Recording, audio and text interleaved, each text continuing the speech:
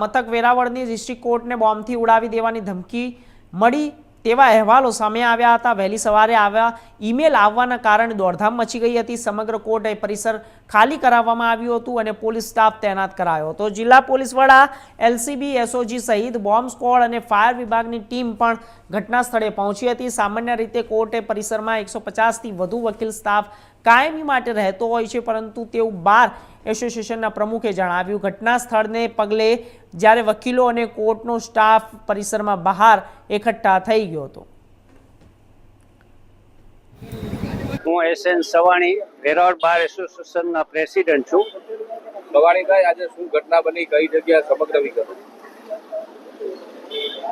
કોઈના દ્વારા ગઈકાલ વહેલી સવારે વેરાવળ કોર્ટને એક એવો મેલ આવેલો કે ભાઈ વેરાવળ કોર્ટને બોમ્બથી ઉડાડી દેવાની ધમકી આપેલી હતી। આજે સવારે જ્યારે દરેક વકીલ મિત્રો પક્ષકારો બધા 11 વાગે નિયમિત રૂપે કોર્ટમાં હાજર થયા ત્યારે નામદાર કોર્ટ દ્વારા આ બોમ્બથી ઉડાડી દેવાની ધમકી હતી, એટલા માટે સમગ્ર પોલીસ તંત્રને બોલાવવામાં આવ્યું, ડોગ સ્ક્વોડને બોલાવવામાં આવી। અત્યારે વેરાવળ ગીર સોમનાથ જિલ્લાની તમામ પોલીસ આ અંગે કોર્ટની અંદર તપાસ ચાલુ છે। ડોગ સ્ક્વોડ આવી ગયેલ છે, તમામ પોલીસ તંત્ર હાજર છે અને લગભગ 1-1.5 કલાકમાં આ કાર્યવાહી પૂર્ણ થશે એવું છે।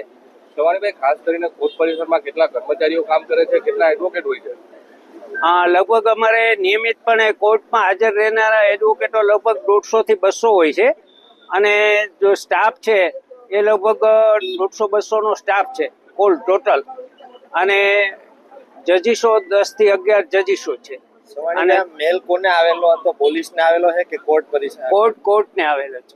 એ બાદ સવારે કઈ રીતે આખો ઘટનાક્રમ બન્યો કે તમે બધી શું કર્યું?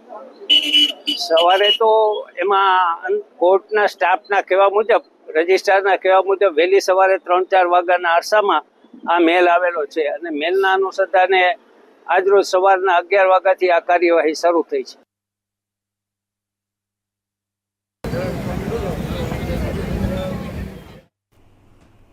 સિલવાસા જાંદા ચોક ખાતે